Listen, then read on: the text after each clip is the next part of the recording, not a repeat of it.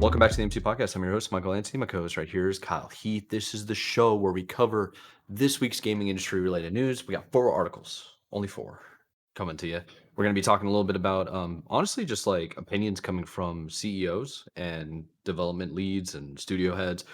Todd Howard, we got comments from him about Pac-Man, Tetris being like the 2 most important games of all time. He mentions a little bit of Doom and Super Mario Bros. I'm excited to talk about that because we can have some opinions and discussions about, I don't know, what you might think, Kyle, would be your 2 most important games of all time. Then we're going to talk a little bit about SplitFiction, a game I played most recently. Josef Fares is basically talking about what it went into making the game and what is for the future for Hazelight. Is it Hazelight or is it Hazelight? I always mess it up. I think it's Hazelight. Hazelight Studio. Hazelight. Hazelight. Yeah. Haz. Silly me. Mm, And then we're going to talk a little bit about like Baldur's Gate 3 CEO is weighing in on single player games, and how there's this argument that single player games are dead when that's not really the case. And of course, there's a director from Treyarch, the guys who worked on Black Ops 3, and what they're going to be doing for PlayStation Studio. But before we get into it, Kyle, how you been doing? You were about to tell me right before we started, like this game that you recently started playing. yeah, So what's well, going on? it wasn't anything special. I was just going to tell you that I was playing more Repo this past week. So Nice. that was really You're all I back. played. But yeah, dude, no, I was playing. I even played little. I got to the point where I was playing little solos at one point, which is like not a Oh, game. It's like very solo friendly. I feel like, but I was yeah. just like trying it out, have fun. Ended up getting. Okay. I got to like round 3 at one point and round 4, but I just kept dying to stuff that I don't like. Half the stuff wasn't my fault. Like half the stuff I did mess up, but like there was like one time I lost on round 3, and I was like, it was like the dumbest way to die, and I felt like I shouldn't have died. But yeah, I played for a couple hours and got to the point there where I was just like, well, I'm probably just gonna log off and maybe get ahead on work or something, because I was just like getting Yeah. annihilated. But yeah, no, I mean, other than that, I still played some like group sessions and stuff. It was always fun.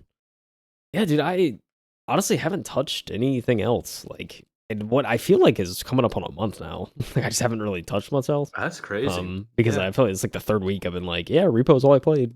But like, it's just the reality. I just haven't really played much else. No, that's So fine. I mean, you're hooked on a new game. Uh, the thing that's like interesting too is the repo hype is only going up right now.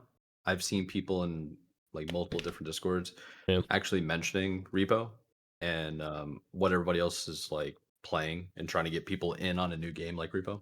yeah, So you're not alone, I don't yeah. think. I feel like I will say. I mean, with that said, I think it's one of those games that definitely has a shelf life. So I think unless they pump out like Yeah, quick sure. updates, I think it's at least for me. Unless there's like a bunch of updates coming up, it's probably one of those things that like I'll probably set down for a while soon and just kind of come back when there's updates, sort of thing. But I mean, dude, I love the concept. I think I think it's ingenious. It's like just an easy, simple party game.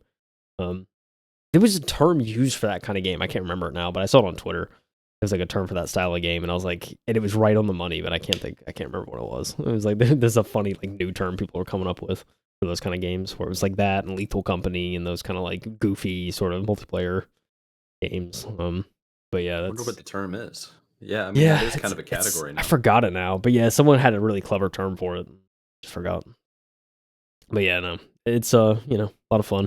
Don't know how much more I'll be playing it, but I've been enjoying it nonetheless. So I don't know. Maybe I That's good. like I want to try. I've been inspired to by TikToks. I've seen a lot of TikToks too of people playing the game solo and getting the high rounds. And like the higher the Yeah. rounds you get, the more upgrades you can get for your character. So eventually it's to the Oh, that's point where good. like you can upgrade the strength of your character so much where your guy pretty much becomes like unkillable and you could just like run around killing every monster with ease. It's like you pretty much become a giant tank. And so I want to get to that point. I'd love to like have a round or like have a session where I like become like pretty much invincible. I feel like that'd be a lot of fun. But it takes a Yeah, you lot can of do whatever you wanted. yeah, it takes a lot of work to get there though, so I need to work on my strats if I want to get to that point. But I don't know. It's been something fun to play and just kind of like not you know turn my brain off kind of thing. So been enjoying it. That's cool. That's all I played, man. That's all I got. I don't know. I was trying to think if I don't know if I really did like too much else.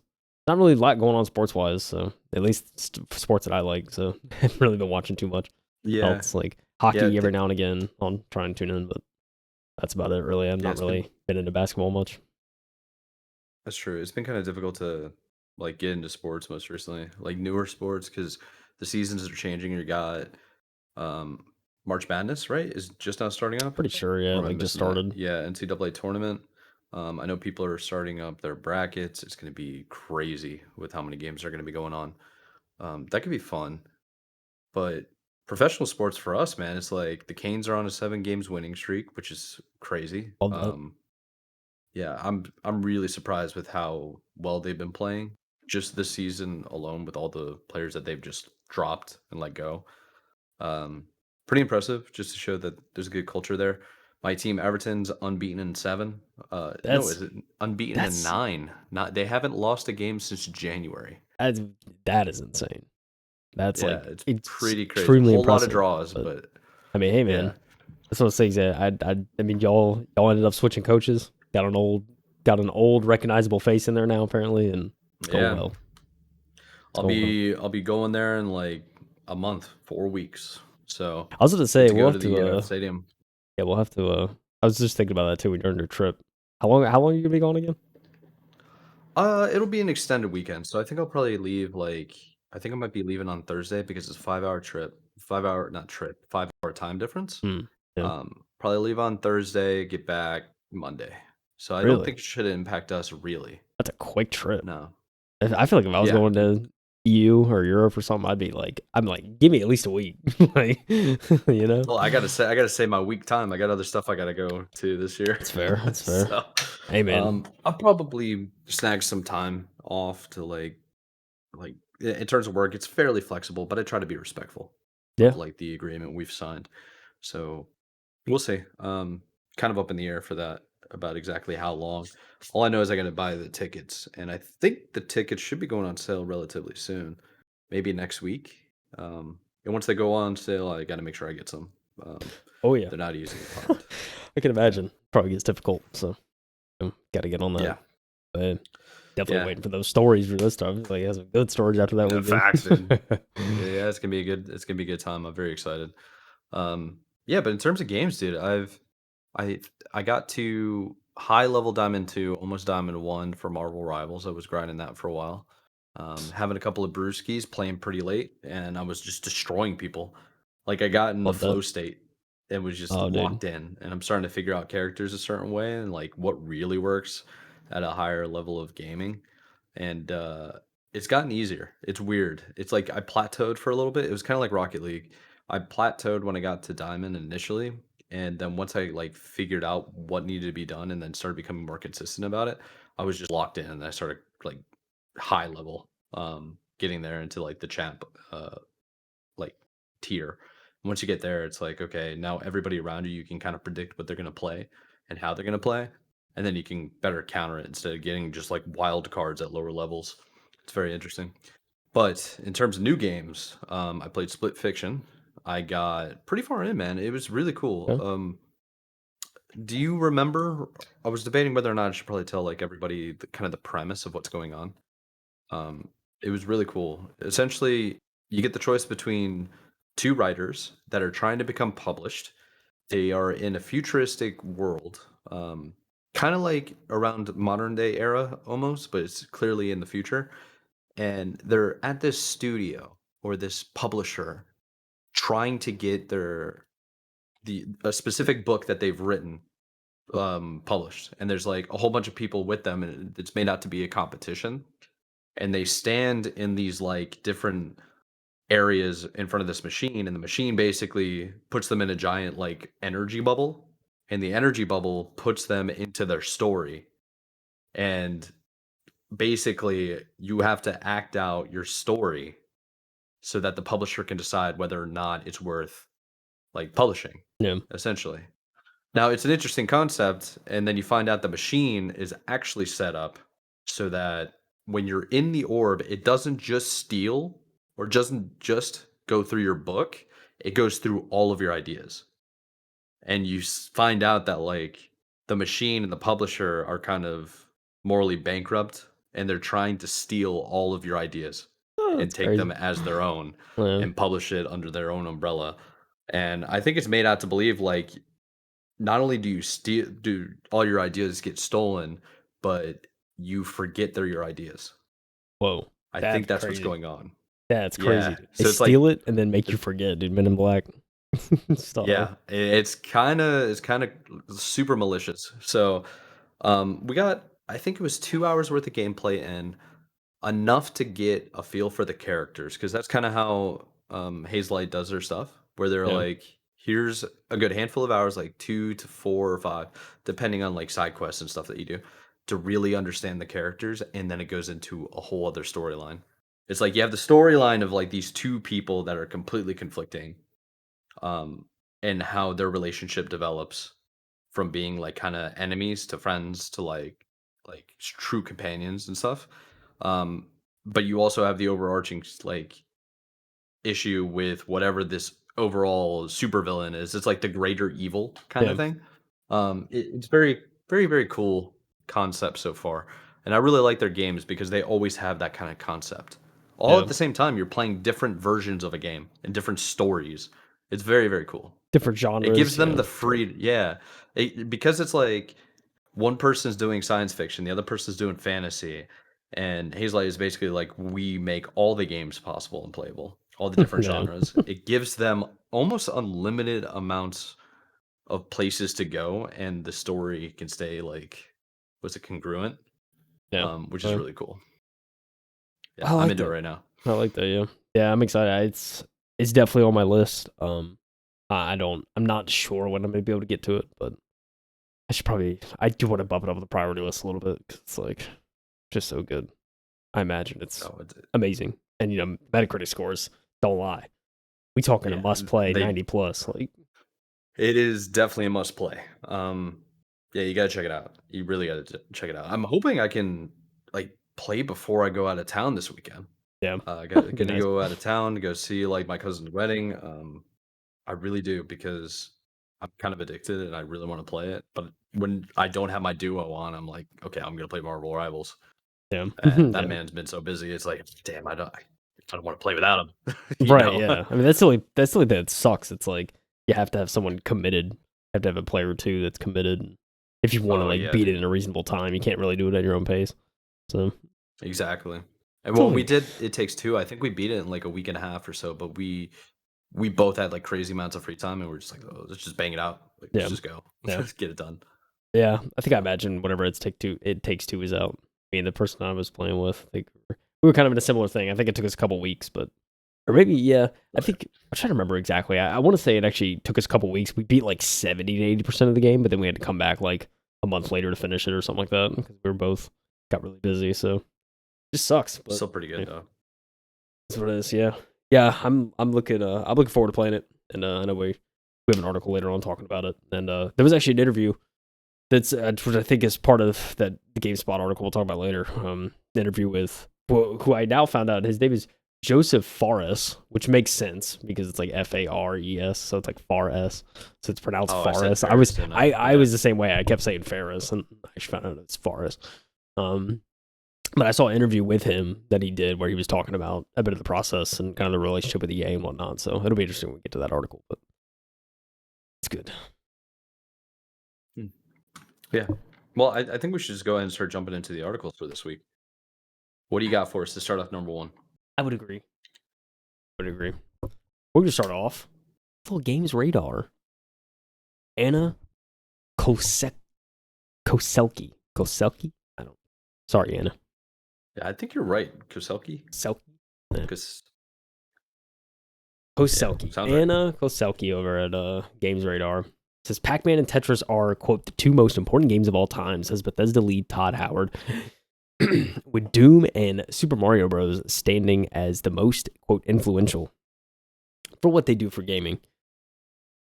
So we got a little Todd Howard interview. Let's get into this, dude. Bethesda Game Studios lead Todd Howard has named what he sees as the most important and influential games of all time, and his picks range from Tetris to Doom. Speaking to the BAFTA Game Awards in the recent Q&A, Howard answered first with what he thinks are the two most important games to ever exist: Tetris and Pac-Man. According to the Bethesda head, first, I think, begins Howard. The two most important games of all time are Tetris and Pac-Man for what they do for gaming overall and for bringing so many people to it. As for the most influential games, his choices are a bit different. For influential, I'm going to go with Super Mario Bros. And Doom. Admits the lead, going on to explain why. Two games where if you trace things games are doing today, you can trace so much to that back to those games, both Super Mario Bros. And Doom. He makes a solid point with all four of these picks. After all, Tetris alone has sold over 520 million games total worldwide, on over 50 platforms and in more than 200 countries. As for gems like Super Mario Bros. And Doom, it goes without saying that their legacy lives on over 3 decades later. Doom the Dark Ages is currently in the works, and the Super Mario Bros. Series has seen no shortage of spin-offs or recent releases. Super Mario Bros. Ultimate still receiving new content regularly, and standalone games like Mario and Luigi Brothership launching just at the tail end of last year. I think these are pretty solid picks. I could see Todd's explanations why he would select these. I think it makes sense. I mean, the dude knows games. That goes without saying. Even with the state that Bethesda's in, for a lot of fans, it's not ideal. But I think it's clear that it doesn't surprise me that these are kind of his selections, in my opinion. I would certainly agree.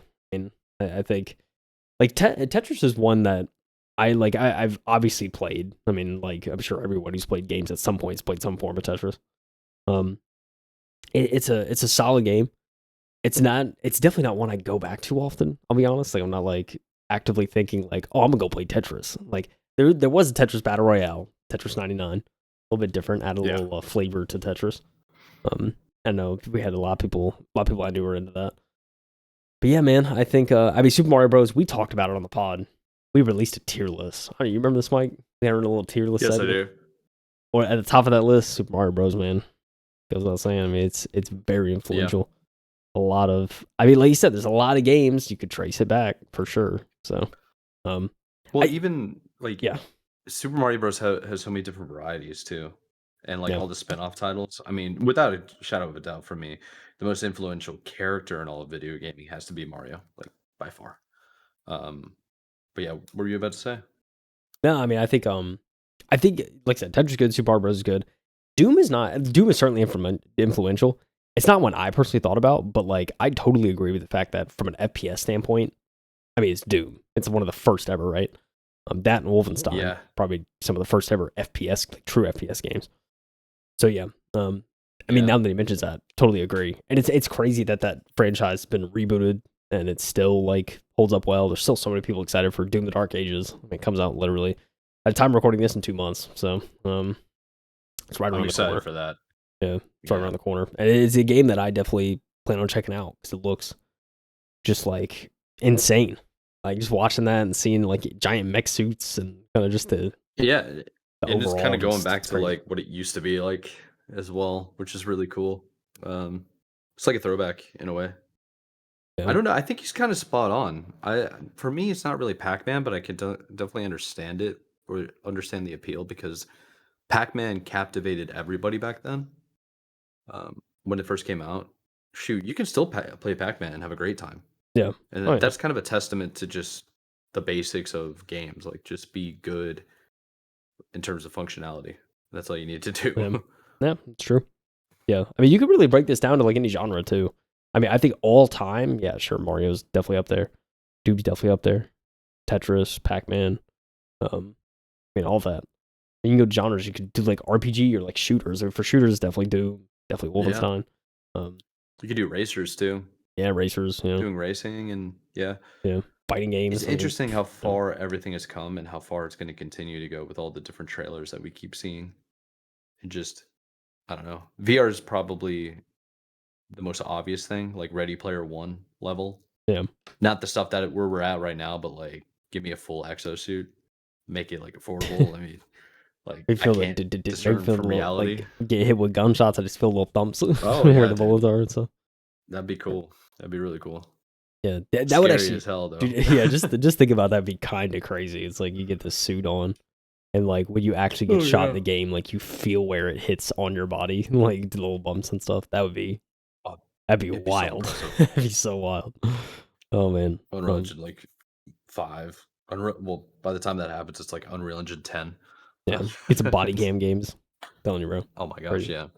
Um That'd be so cool. yeah. I don't know, yeah, influential games. I mean, one that comes to mind for me, obviously it's a later release, but like Minecraft is one that comes to mind for like open world and just pure creativity. I think that one's up there for me. I don't know. From a live what was service the standpoint. first open world Yeah. game? Probably Super Mario 64, right? Yeah. If you want to go back that far, yeah, for sure. I guess Link, Ocarina of Time's up there too. Yeah, like the original But I Zelda think games. Super Mario 64 was technically. first, yeah. I mean, the original Zelda games on like NES stuff, was that technically open world? I mean, it was kind of like you had to Actually, like figure it yeah. out. I mean, Well, it's kind of hard to say because it's like there was sort of a linear path with those games yeah, in a lot of there's ways. still a Like you could story. only Yeah. go so far until you went back and actually did something else. Yeah, it's weird. It's hard to tell. Yeah. I mean, yeah, a lot of those early games, dude. Talk about open world. Yeah, I didn't think about Super Mario 64, but yeah, it's definitely up there. It's definitely one of the OG kind of open worlds. So yeah, I mean that's definitely there. I mean, but yeah, you can really go down the line. I mean, I think like I said, Minecraft comes to mind. It's a big one. I don't know. Yeah, there's tons. Sure. I mean, you think of like just like something simple, like we would like in Pac-Man and stuff like that, simple like Minesweeper stuff like that. It's like simple little like PC game. Honest, Like, dude, Solitaire. yeah, Solitaire. It's a good one. Yeah. Think about like Let's see. strategy and stuff. Most. The most OG, I'm gonna look this up. most OG game of all time, like it's gotta be chess. I mean, come on, pure Dude, strategy. yeah. Still to this day, Well, that's where we get into a level of like, that's like a board game is it a video? type of game. Yeah. Yeah, is it a video game? Now I'm just getting 'Cause into those are like definitely. yeah. Now I'm just getting into like games, but like just thinking from like a standpoint of strategy and stuff. It's one of the OG just pure games. Ooh, you know what's on this list that nobody really mentioned? What is It's it? actually kind of crazy. Pong, I mean, the OG game, the OG the video game, dude. OG game. The OG. Let's start There it is at a all. lot here that I'm actually like. So I went to Reddit and I just typed in like most what it's called patient gamers subreddit, and it's talking about the most influential games of all time: Doom, Super Nintendo, or Super Mario 64, Ocarina of Time, GTA 3, Street Fighter 2. It's like, yeah, I kind of forgot about fighter games. There's other people saying Warcraft, like World of Warcraft and stuff. Oh, yeah, strategy games. Yeah. Yeah, you got Pac-Man, Teenage Mutant Ninja Turtles, Flight Sim. I forgot about Flight Sim, dude. Flight Sim is like a lot of people became pilots because they played Flight Sim. Yeah, I like believe back that. in the freaking 90s, 80s and stuff. Yeah, I believe it. that's actually a good point. Like R&D programs that turn into video games, probably. I think iRacing might have been one of those too. Yeah, I wouldn't be surprised. Yeah. So super realistic. But yeah, dude, cool. there's a lot. There's a lot to choose from. I think Todd's list is pretty good, or Todd's like 4 that he picked. It's definitely up there. I mean, he knows what he's talking about. Yeah. 100%. Yeah, in those games. Yeah, it's really cool. Without a doubt. So I don't know, dude. This was a positive Todd article. That's why it's part of the reason why I wanted to add it, dude. Yeah, a positive Todd article, dude. I saw it too, and I was like, he's making good points, and I was like, let's throw it in there because the past few times we talked about Todd Howard, it's gotten not so great to say the least. Because it's been. I don't think he's a controversial figure. I think he's just a marketing genius that might not talk to the engineering squad sometimes. Yeah, and just made a company that's getting too big for its own pants, probably at this point. Yeah. So this is what it is, dude. There's always problems with that. I don't think it's necessarily his fault. I think it's just they screwed the company too fast. But No, I don't think so. All right, shall we continue? We talk about a great studio, dude. Great devs. Yes. All right, Hazelight. Hazelight. Herzl. Okay, so this one's coming from GameSpot. We've actually have another article after this is GameSpot as well. But the title of this article is SplitFiction's Josef Fares. Fares is what you said. Fares. Josef Fares. Got to remember that because SES is like a skate company or skate shoe company, clothing brand. SplitFiction, Josef Fares, has already started next game, and he clarifies the relationship with EA. EA might be effing up other studios, but Hazelight, but not Hazelight, Fares says. So Fares says. Eddie McCutch, yeah, my man Eddie over at GameSpot wrote this article. Let's get into it. So Hazelight just released Split Fiction, and the game is getting rave reviews and has sold more than 2 million copies so far. Everyone already wants to know what's next, and now director Josef Fares has confirmed Hazelight is already at work on his new project. Fares has discussed Hazelight's partnership with EA, saying the company is a good, respectful partner. So in a interview and podcast, he said, Split Fiction is the best received game we have done. Everybody is super happy, but I'm so fully focused and excited on the next thing. We've already started. When he was asked about whether or not the next project had begun. So Fares didn't share any concrete information on Hazelight's next project, which is quite early in development, but he said the mood at the studio right now is very positive and staffers are amped for what's coming next. He said the team is feeling like they can do way better with the next game, whatever it turns out to be. And he goes, it's not like we're feeling now, ish. How will we top Split Fiction or do better than this? We just feel like just wait until you see what we do next. I know it's cocky, but that's how confident we feel in what we're doing. That's pretty cool. Fares has directed 4 games so far, including Brothers: A Tale of Two Sons, For Starbreeze, A Way Out, It Takes Two, and Split Fiction. It Takes Two has been the biggest success of the bunch, selling 23 million copies. Split Fiction has almost doubled the budget and has sold 2 million copies in the first week. GameSpot Split Fiction review has scored the game a 10 out of 10. The game is published by EA, though it's EA Originals program. Through its EA Original program, it's the first EA published game to reach 90 or above on Metacritic since 2012's Mass Effect 2. I didn't even know that. Honestly, I found this out somewhat recently when I went to go get Split Fiction because I wanted it to be on my Xbox account so I could then play on my PC where I have it set up and the Xbox. I thought that's how it worked. Can't figure that out. I don't know how it works. Like I have the EA app. I pay for Ultimate Game Pass, which gives me the EA Pass. And when my EA Pass is linked to my Xbox account, I log in to both on my console and I can't find the game. It says I didn't purchase it, I don't play it. And I'm like, whatever. And then I found a plug-in to where I can remote desktop play on my Xbox. Through my computer, and I'm like, all right, well, this is good enough because I want to play in the living room. It's a console kind of story-driven game for me, and I just want to chill on the couch and not be on the in front of the screens or the lights and stuff, and just chill. But yeah, something I noticed. I think the EA Originals program might be preventing me from playing on Xbox. We'll see. Dude, no. I gotta do some research.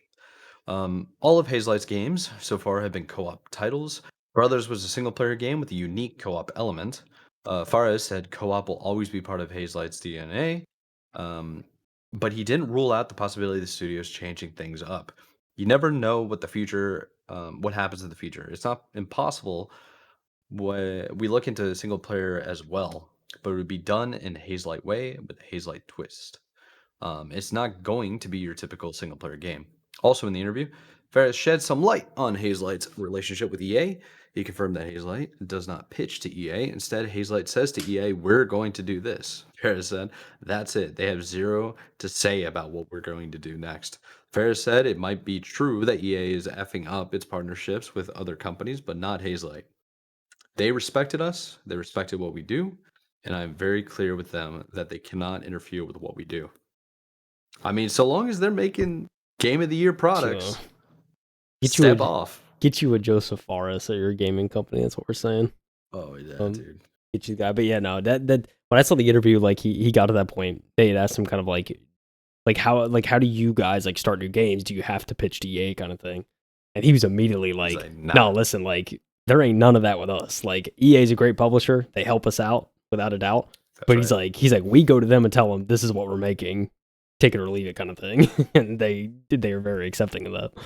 So I thought that was hilarious. It's just like they just walk in and say like, "Hey, bro, we make successful games. Like, just let us do our thing." EA's like, That's 23 right. million copies in the last game, sure. So they're just letting them do their thing. I thought it was awesome. But yeah, man, it's so funny. He also mentioned briefly in that interview, I know the article doesn't mention it, but like he had mentioned technically like Hazelight, he believes Hazelight is still technically like a double A studio. He doesn't really think of it as like a triple A studio, even though they've outsold a lot of like triple A studios, especially with It Takes Two, which I thought was a unique perspective. It's like, I feel like I feel like Josef, he still thinks like him and the team, they're like pretty tight knit, and it's not an operation that he feels is like a true triple A, like probably way too big kind of thing. So Oh yeah. I thought that was funny, but yeah, I mean, it's wild. I mean, they make really good games, but yeah, it's one of those things like I've always thought of them as AAA. So I guess it's just perspective thing and kind of where they think they're at. And maybe in some metrics they aren't technically AAA, however that's like kind of gauged, but I don't know, man. They make good games, so they could be AA all day. I don't really care. I kind of get it because don't they have a team of like maybe 50, 60 people or something? There's really not that many employees. Yeah, I feel like it's As of not huge. 2021, 81.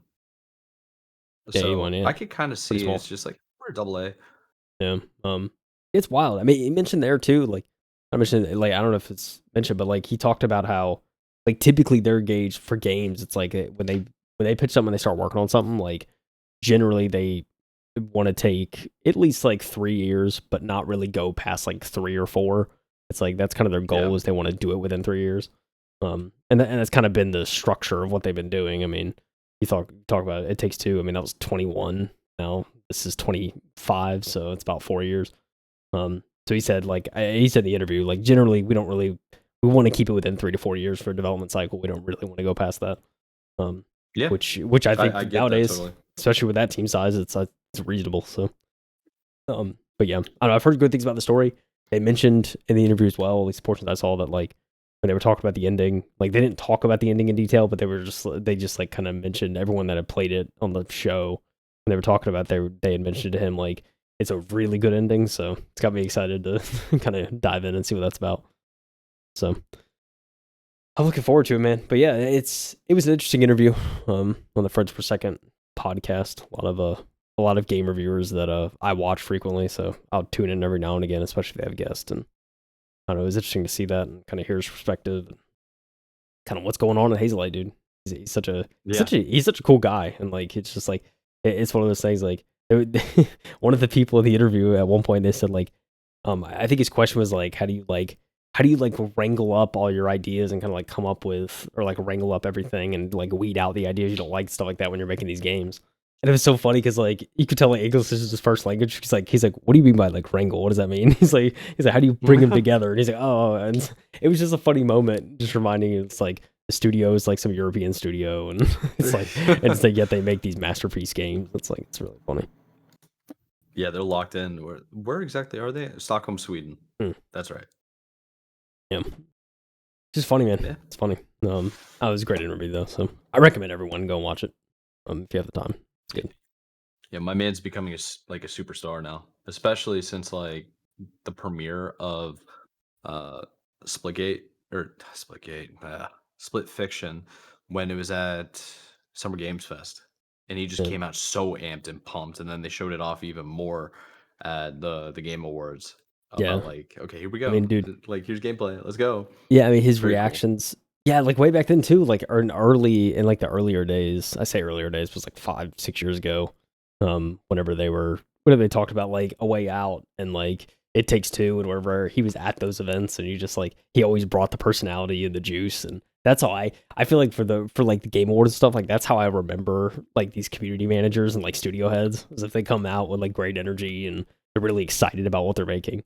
It gets me intrigued to be like, okay, I'm gonna follow that person and see what they're gonna come out with, kind of thing. So he's been always someone that I've loved his energy, like when he goes to these events, and so and the games have been backing it up. So it's just awesome to see. Oh yeah, yeah, very true. Well, it's always good to just check in on these guys and see how they're doing. Really. Always, dude. EA's not messing everything up, but they really can't mess up what they can't control. So That's a fact, dude. How about you tell us what's going on at another studio CEO and Good what they got old going on? Larian. Larian. Mm-hmm. Shout out Baldur's Gate 3 fans out there. Anyways, dude, Larian Studios. this is a nice little GameSpot article coming from Darren Bointhius. It's a crazy last name. Bonthius. Yeah, that is a wild Bonthius. point to you. Bondius. Bont Us Us Bontius? Yeah, listen, Darren. I don't know. You got me, dude. Let's read this. So, Baldur's Gate 3 CEO weighs in on the single player games are dead argument. Have you been hearing that argument, Mike? Single player games dead? Yeah, I mean, A little we've bit. been kind of hearing Little that for a freaking while, dude. Yeah. We really have. Kind of dead. I don't know. Whether or not it's true, I don't know. Yeah. I feel like it can't be. Like ever since Elden Ring came out, and they won Game of the Year, and then Baldur's Gate 3 came out, won Game of the Year. Like, come on. So, the death of single player video games has been a hot topic for several years now. One that Larian Studios founder and Baldur's Gate 3 director Sven Vincke, that was what they told me. That was what Google told me when I translated earlier. Sven Okay. Vincke is how he said it.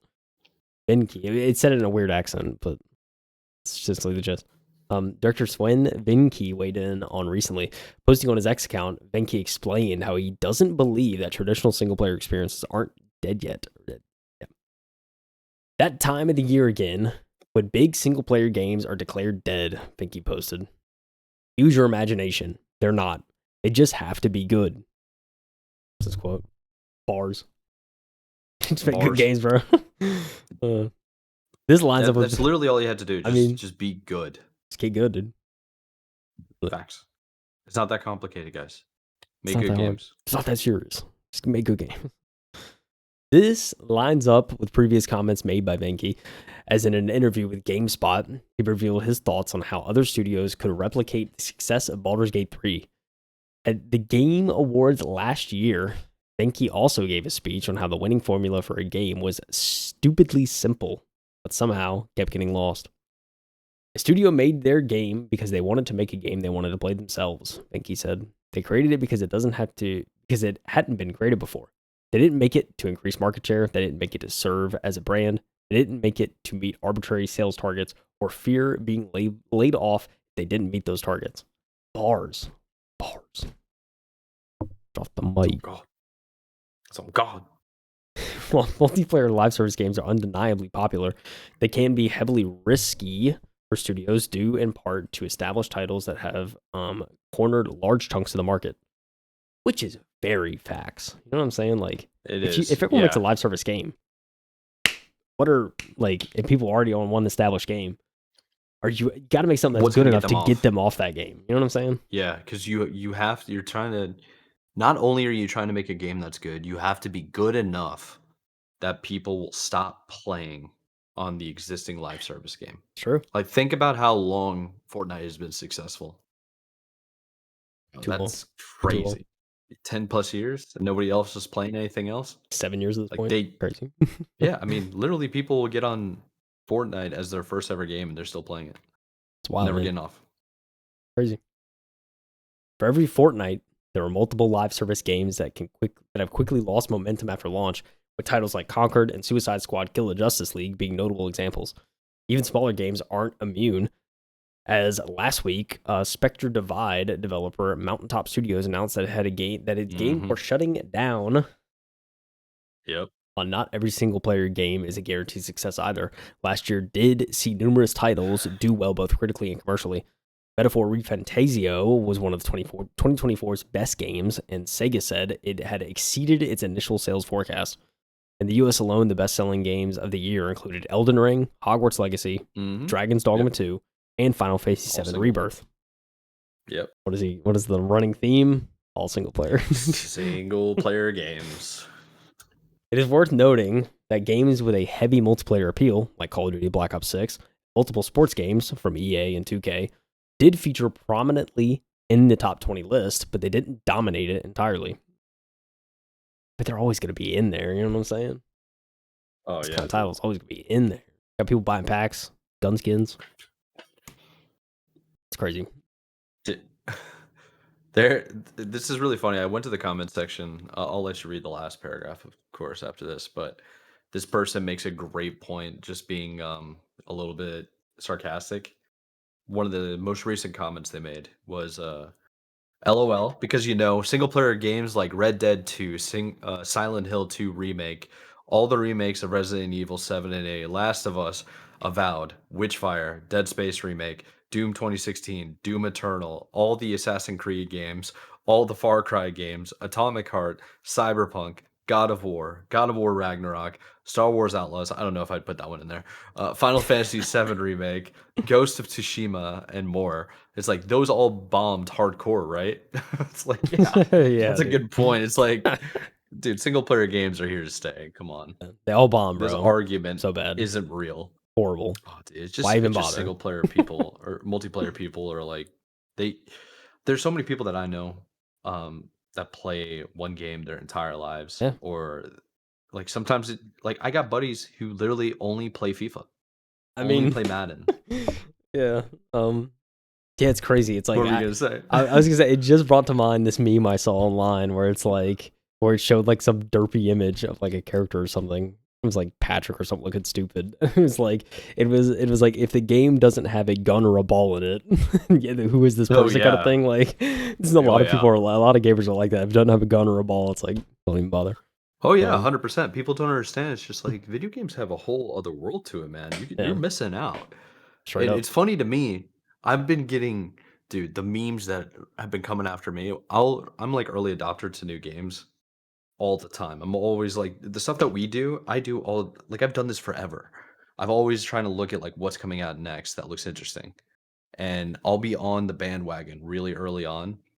Nobody will be there. I'll like send it to them. I'm like, you need to play this game. It's amazing. It's super fun. It's like I get it. People have different tastes, and they're like, nah, it's not good. And then all of a sudden they'll come out of the woodwork like weeks later and be like, yo, this game's good. You should check it out. It's like, bro, I was the one that told you about it. And a good example of this is I told people about Marvel Rivals, and they're like, oh, it's just Overwatch 2. It's just like, yeah, I mean, it is, but there's a spinoff. Like, if you get different characters and you pair them up, they Have a add like different twist. abilities. It keeps things like it keeps the meta is constantly changing. They're always working on it. It seems they're trying to do balancing. They're also going to release like all these other characters coming out in different universes. And I'm trying to sell the dream, right? You get it. And they're just like, nah, it's just Overwatch. And I'm like, okay, whatever. And I'm over here just playing solo queue, and I find out literally like last week these morons had gone and started playing together after like roasting me. I'm like, dude, you're gonna you're gonna roast me, then you're gonna go play, and then you're not gonna hit me with the at? Dude, Like, it's come crazy, bro. It's on, it's crazy. wild. The same thing's happening with Splitgate too, man. Same thing. I've been on my Splitgate grind for a while now, since like the early alpha beta stages of the first game, and now I'm seeing like everybody on social media playing it. I'm like, This guys, can kind of where were smacked. you? Yeah, where were you like 6 years ago, bro? Where were you? Excellent. Yeah, I'm telling you, the next one, Mecha Break. That's the next one. Oh, I'm gonna okay. be on that game before anybody else. It's gonna Max, come out. It's gonna pop. But Max, everybody's gonna be baby. stuck on there like it moves too quick, and then go play COD, and then their mind melts because they played Warzone for the last 15 years straight. Yeah. Or they just go play Not Marvel really Rivals, 15, the but new Overwatch. oh Everyone's playing yeah, that game. yeah. Jeez, Oh, it's dude. crazy. As for It's all good though. 2025, the year so far Sorry, by the way. has been marked by two games that have seen healthy sales numbers so far. Kingdom Come Deliverance 2 has reached 2 million copies sold as of February 13th, while Capcom's Monster Hunter Wilds. So this is crazy to me, and I'll explain after I read this. Capcom's Monster Hunter Wilds has sold 8 million copies in 3 days. This is the problem, though. This is what I saw whenever I was watching reviews, and I eventually saw Digital Foundry's like tech breakdown of kind of like performance of the game.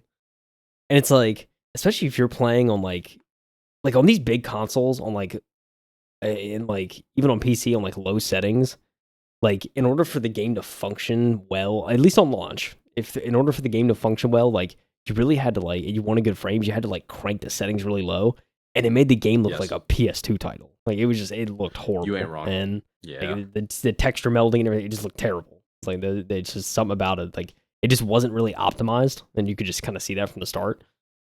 And it's like when a game like when it's not really optimized, doesn't really like performance wise is like okay, but just looks terrible. And it's like they didn't actually like take time to make sure that the game looked good, like on release, or even with good hardware. It's like, yeah. and then you see, I mean, look at this. Like Mike, if the game looked like crap and it just like ran well enough where it kind of just passed by, but you're looking at the charts and you're seeing 8 million in sales in 3 days. Like people are going to be like, I mean, we don't really have to like worry about making the game like, perform as it should be, because I mean, we sold 8 million copies and barely shipped it out. Like, I don't know, just not a good precedent.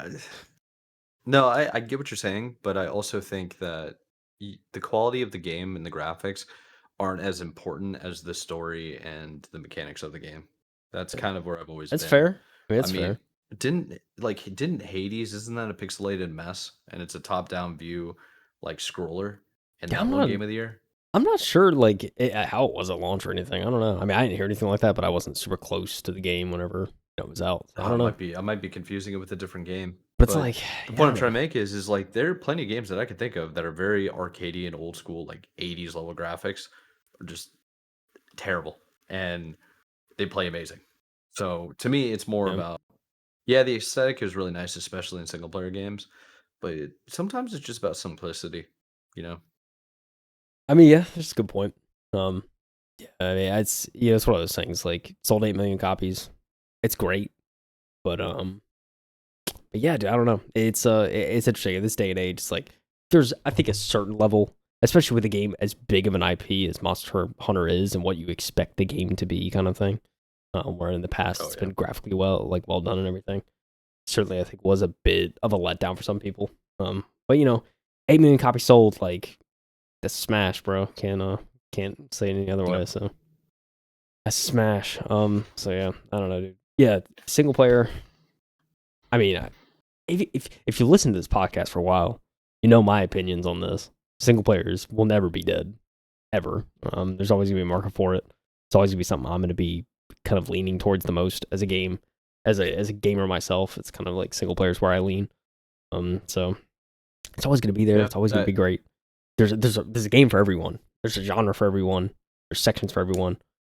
Don't have to discriminate or people off into different spaces. I think games are games, and find what you like and play it. Exactly. I think that's the best like point of view you should have. There's really not much else to add on other than like I think there's more gamers than what people realize. I think there's a whole lot of gamers that all they do is play single player games, and there's not nearly enough people talking about it. It seems to be the only focus is the multiplayer arena shooters, the Fortnite, Minecraft. It's like like there are definitely people out there that all they do is play Minecraft completely solo by themselves. They'll like listen to a podcast, listen to a Yep. audiobook, and then just start building stuff. I've been there, dude. I mean, I used to do I've been that there. for when I first started playing video games. That's what I used to do. I used to play Roller Coaster Tycoon. That's a single player game. I Sit would there play picking the that tracks. for oh, dude, constantly. I would do that. I would do that. I would play like Sonic as well. It was like one of the Rail first grind. PC games I Yep. could ever play, and I'm over here playing like scrollers Sonic from back in the day using my arrow keys and my space bar. It was like that was so cool, and I tried so hard to Boring. get like supersonic. Yeah, it was so much fun, man. Yeah, it's Yeah. crazy, dude. Absolutely crazy. Yeah, it's yeah, dude, this tycoon games and everything, dude. Yeah, I remember playing solo Minecraft, just vibing out, start a world, just kind of building something, spending hours doing that. It was always fun. Yeah. Yeah, I don't know, and all those like different Minecraft spin-offs too. When I was younger, I'd play those. Like, it's yeah. Nowadays, it's like, see, nowadays the main games are like, when you're a kid, it's like I am hop on Roblox and play Super Saiyan Simulator. Like, it's just like that's kind of what it is now. It's That's like, which I mean, there's nothing wrong with that. I just think it's a different time. I don't know how many people are. I don't know how many like, especially young kids, are like firing up single player stuff. I feel like most of it's like just hopping on Roblox or hopping on Fortnite. Like, I don't know. It's kind of those are the two main genres now. I don't know. So, yeah, it's different times, but yeah, I remember all the different games that you could just hop into and play and get lost in. All that. I mean, for me, Splinter Cell. Spent a lot of time playing Splinter Cell when I was younger. Same, Especially dude. that first game, dude. Played it multiple I times. miss it so much. I would play the game, And I don't necessarily recommend this for people. When I was really young, I would play like the first Splinter Cell, and I would like look up a tutorial on how to like play it the most efficiently, and I would just like learn how to play it the most efficiently. But I never really learned. I just copied what the videos would do. It's kind of like I was never really playing for myself. It was kind of just like, just bored. And so I was trying to figure out like what's the best way to beat this level. So what was your most played single player game? Like time spent on the game of all time? of all time. Dang, I don't. In like a campaign / open world setting, and MOBAs do not count. Completely single player. Yeah, completely single player. It's honestly hard to think about. Yeah, I don't know. I mean, like I said, the Splinter Cell games are up there. I mean, even when I was really young, like the Tony Hawk games, like American Wasteland. I don't know how many hours I logged on that game, but dude, I played it multiple times. And Underground 2 for me, I played insane amount.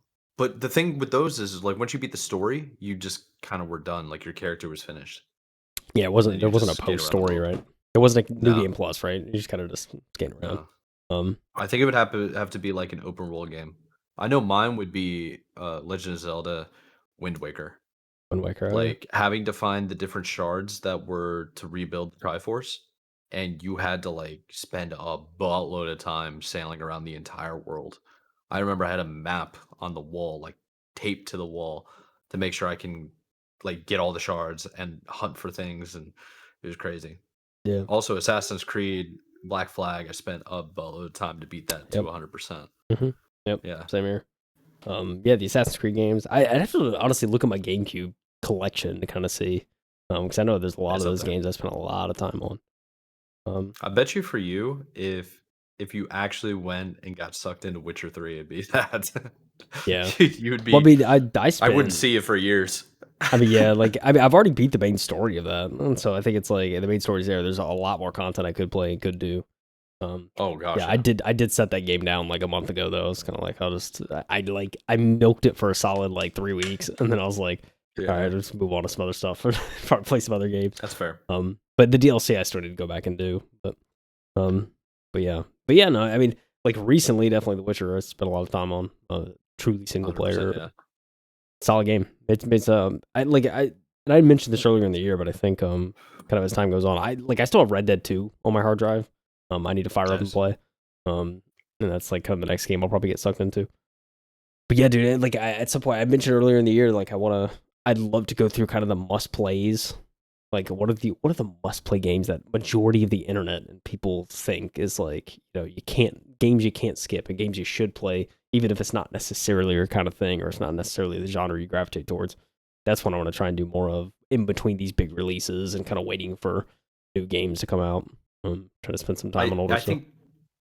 I think when it comes to must plays, you just got to go down the list of game of the years. You really do. Yeah, it's not a bad idea. Yeah, I think that's the only way. It's not a bad idea. Yeah, I mean, I was looking at I was going off like Metacritic, I think recently, just looking at Metacritic. It's like I trust Metacritic, right? It's multiple sources, multiple reviews, kind of dictating what games are good.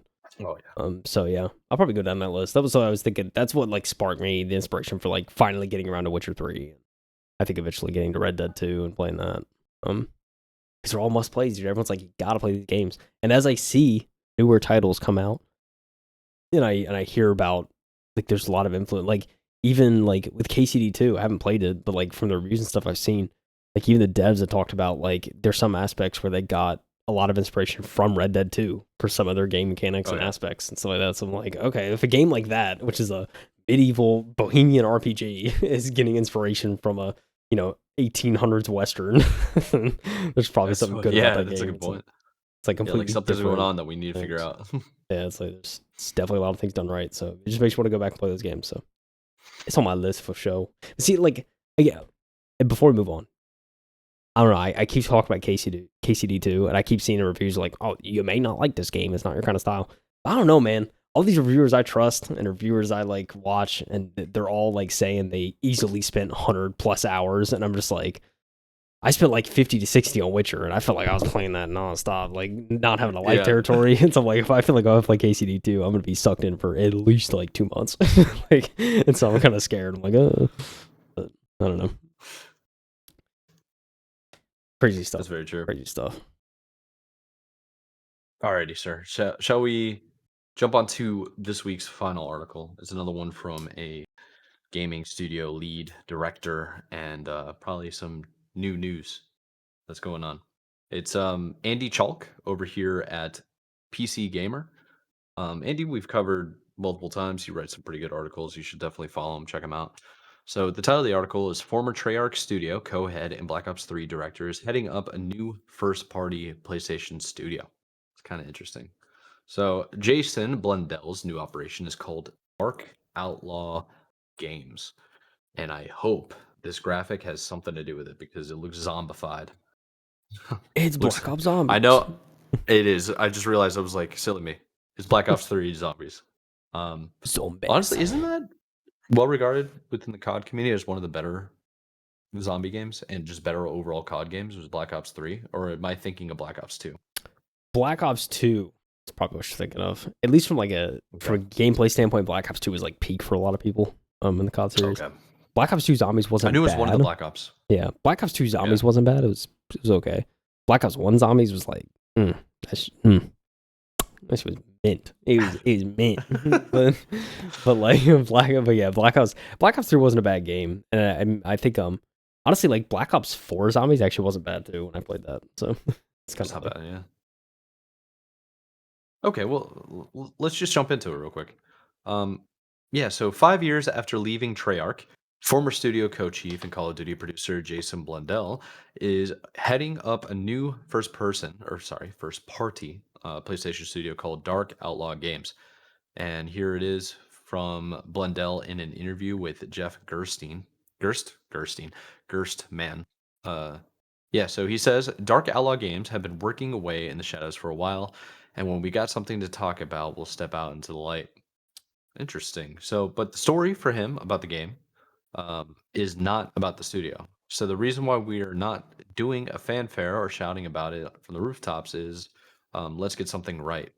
So doesn't seem like they actually gotten far with this yet.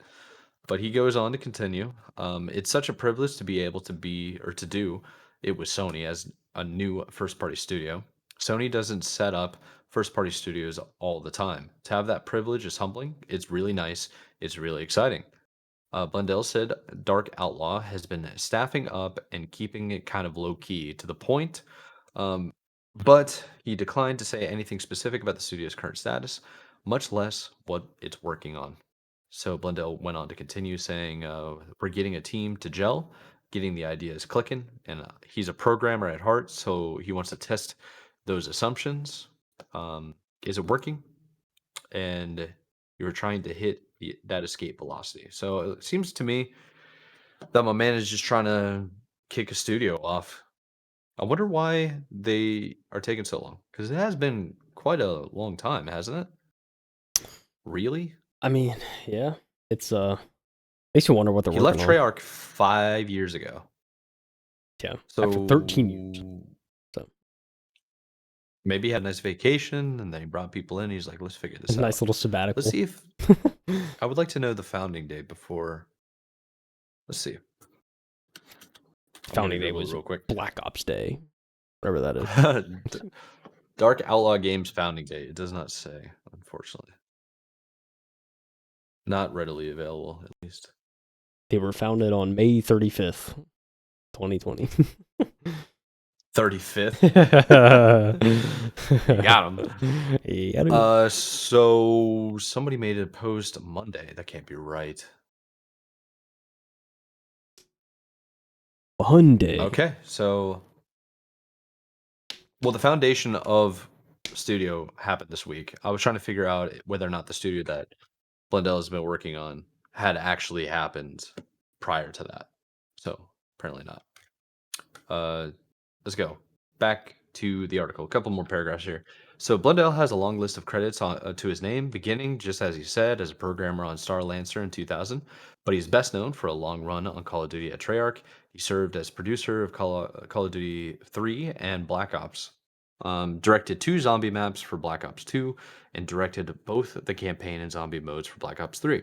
He left Treyarch in 2020 after 13 years at the studio, saying his time at the studio has been nothing short of awesome. this isn't Blundell's first comeback. In 2021, he launched a new studio alongside fellow Call of Duty veteran Dave Anthony. Is it Anthony or Antony? Whatever. In 2021, called Deviation Games.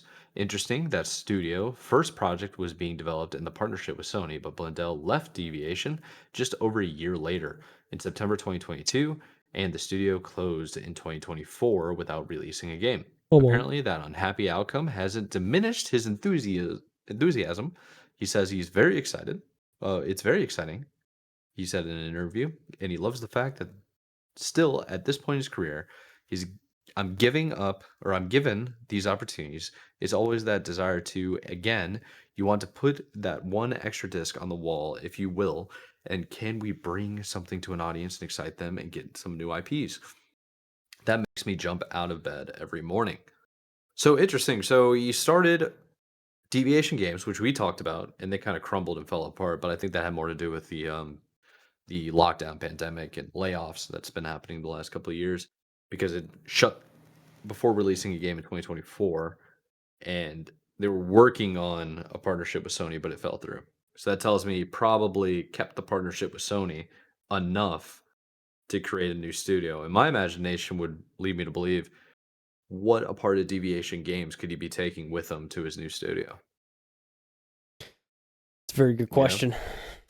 Makes me wonder. Yeah. Yeah. But there's a storyline. There was the gap in releases. I was gonna say gap in employment, but he was technically employed, so it's not like Yeah, but it's like on a resume. It's like I worked at the studio, not game of it, but I worked here. Yeah, pretty much. I mean, we talked about Deviation Games a couple of times, especially during the layoffs. I know we mentioned, what was it? I mean, it was the major article that we covered literally like a handful of years ago, saying that they were going to announce that. Well, first they announced that Blundell left, and then a couple of years later they announced again. They were like, "Okay, well, we're done, Yeah. GG's." So, yeah, I don't know how what's gonna happen. To say, like, hopefully something Yeah. new comes out of that, because I know PlayStation could use an original studio. Um, Not saying they don't already have some, but just to see another one under the umbrella. Not somebody that's already developed an IP, developed a game, and it went and bought out. Yeah. I want to see them start from Exactly. scratch with a new studio. Yeah, I mean, it is weird. I feel like Sony doesn't like Sony's typically the type to buy out. I think especially these days. Yeah. They're not really one to be like, all right, we're gonna start a new studio. So I think it's certainly interesting in that regard. Obviously, they're investing in, Blundell's history. Kind of his to say his tenure, but like, his veteran kind of presence. Certainly what they're gambling on. Yeah. But I mean, I'll be interested to see. I mean, this is someone who clearly knows, how to develop and make games. So I think, I think just like I think his idea too, where he was talking at the end, he's like, I'm just main reason I do this is try to get some good games out there, get another disc on the wall, kind of thing. Which is all good. I mean, I feel like it's probably if that's if you're developing games, that's not one of your main objectives. Probably not in it for the right reasons. So totally with him there. I'll be interested to see kind of what comes of this too. I like Dark Outlaw. I think it's a sick name, Dark Outlaw Games. So yeah, man, I'm certainly curious. I think for me, when I see the partnership with Sony, my expectations get a little high. I think especially if it depends on I think the kind of game they're making. But like when you're with Sony, it's like Single player like, game?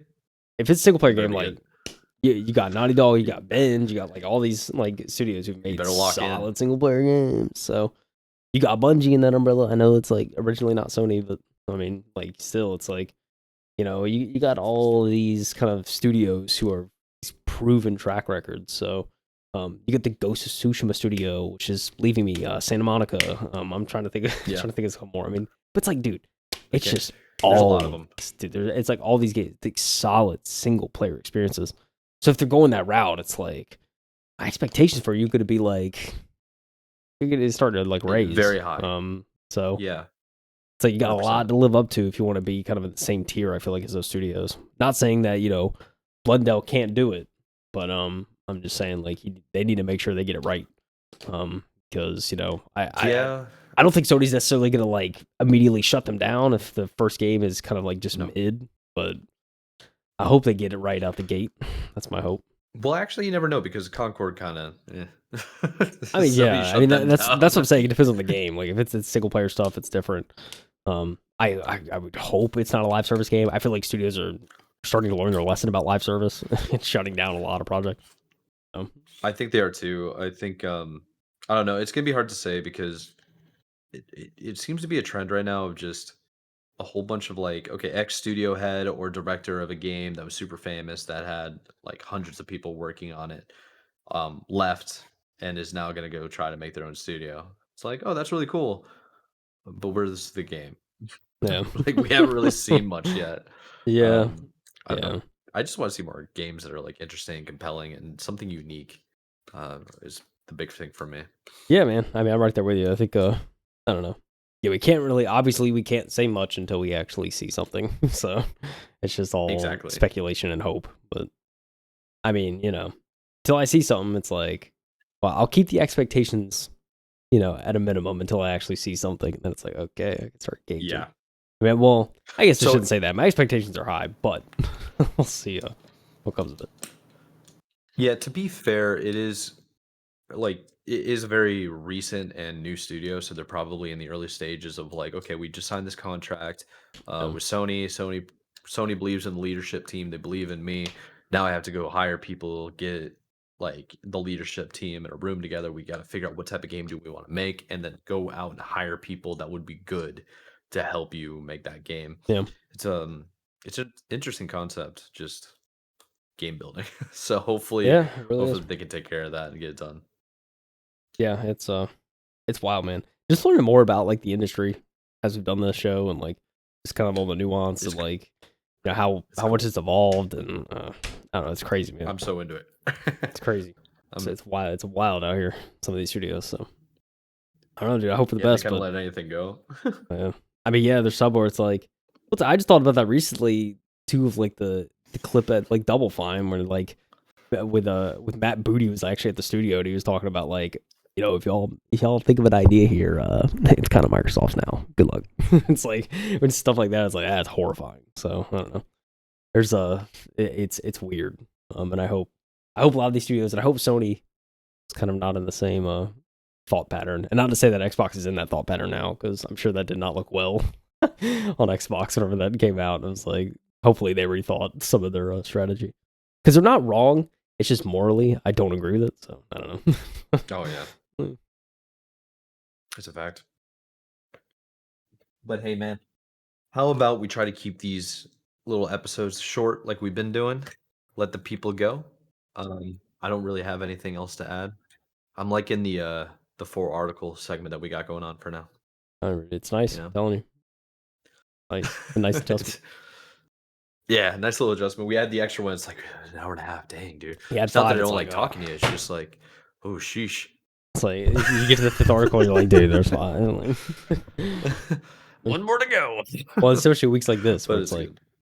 especially this time of year, it gets harder to find five like heavy hitters. Oh yeah, the 5 bangers. But I feel like keeping it to 4 means we're gonna get the most Be more ones selective. we're. But yeah, more selective, but more passionate about it. I think is probably the better way for me to say it. I like it. Because I was very, very much excited to talk about the split fiction one. Mhm. I really wanted to hear you explain to me what's going on with Baldur's Gate 3 and that dev. So, and like this whole argument of like single player games are dead, we could rant about that forever. Yeah. Just start going Whole down a episode long too. list of like all the best games. Literally, all of the best games are all single player games. Yeah, So, pretty much. Get good yeah, literally multiplayer. all of them. Yeah, yeah, you can't keep up. Sorry. Yeah, live service. How's GG's. that I mean, working out well, for you? You know what I'm saying? there are a few that I'm just like, yeah, World of Warcraft's probably pretty good. Counter Strike, yeah. Pretty There good, pretty good. are some games where you're like, okay, yeah, but they have story stuff elements to them as well. Anyhow, I'm kind of rambling at this point. Do you have anything to add, Kyle? Do you want to let the people know anything? We good? Nah, dude. Got anything going on? That's all I said for this week. All right, heck yeah, dude. I gotta go take a quick what's it called? Allergy. Mad. I'm like suffering. I I was don't know if dying you over. are down there. Dude, I I was can't dying on breathe. My a eyes are couple days ago. I was sticky. dying. It was bad. Yeah. Glad to see you're not sick anymore. Oh yeah. Glad to have you back. Oh yeah. Trust me, I'm glad to be back, baby. Heck yeah, dude. Well, without further ado, let's let the people go. If you made it this far, we absolutely appreciate you. If you want to check out, the links are in the description below with timestamps. And that's really all I have like left to add. Social media links as well if you want to check that out. And we just appreciate you guys for tuning in, listening to a little bit, a lot of it, whatever you guys got going on. We just appreciate the time. And without further ado, this is the M2 podcast. Michael Anthony and Kyle Heath. We'll see you in the next one. Adios.